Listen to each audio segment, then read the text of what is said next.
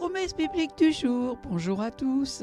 Ce que tu crains, c'est ce qui t'arrive. Ce que je redoute, c'est ce qui m'atteint. Je n'ai ni tranquillité, ni paix, ni repos, c'est la tourmente qui survient. C'est écrit dans Job, chapitre 3, versets 25 à 26. Retrouvons une petite anecdote pour nous faire réfléchir, et je l'appellerai « Avancer dans l'obscurité ». Un chrétien eut un rêve.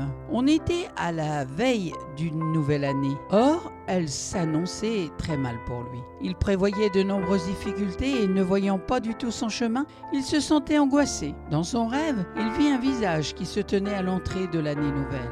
Il lui adressa cette supplication: « Donne-moi une lumière pour entrer dans cette nouvelle année, afin que je ne marche plus dans les ténèbres et que je puisse voir mon chemin. » Alors, il entendit distinctement l'ange lui dire: « Tu dois t'avancer dans l'obscurité, mais en mettant ta main dans celle de Dieu. Cela vaudra mieux pour toi qu'une lumière et te gardera plus sûrement. » La vraie foi permet aux chrétiens d'aller de l'avant, même quand l'obscurité est profonde, car il peut mettre sa main dans celle de Dieu qui le conduit en toute sécurité. Ésaïe, chapitre 41, verset 10, y est écrit: « Ne crains rien, car je suis avec toi. Ne promène pas des regards inquiets, car je suis ton Dieu, je te fortifie. Je viens à ton secours. Je te soutiens de ma droite triomphante. » Josué, chapitre 1, verset 9, « Ne t'ai-je pas ordonné? Fortifie-toi et prends courage. Ne sois pas effrayé ni épouvanté, car l'Éternel ton Dieu est avec toi où que tu ailles. » Philippiens chapitre 4 versets 6 à 7. « Ne vous inquiétez de rien, mais en toute chose faites connaître vos besoins à Dieu par des prières et des supplications dans une attitude de reconnaissance.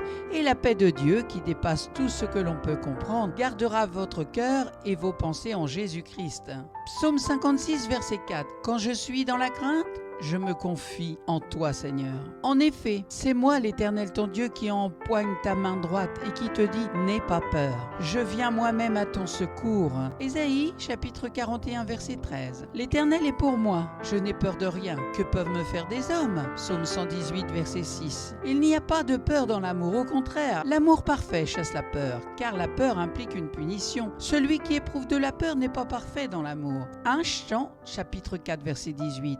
Et pour terminer, Dieu nous a donné un esprit qui, loin de faire de nous des lâches, nous rend forts, aimants et réfléchis. C'est dans 2 Timothée chapitre 1 verset 7. Je vous dis bon courage, bonne méditation, soyez abondamment bénis, que le Saint-Esprit de Dieu vienne vraiment vous apporter la révélation de sa parole. Elle ne revient pas à elle sans avoir fait son effet. Amen. À très bientôt, prenez bien soin de vous.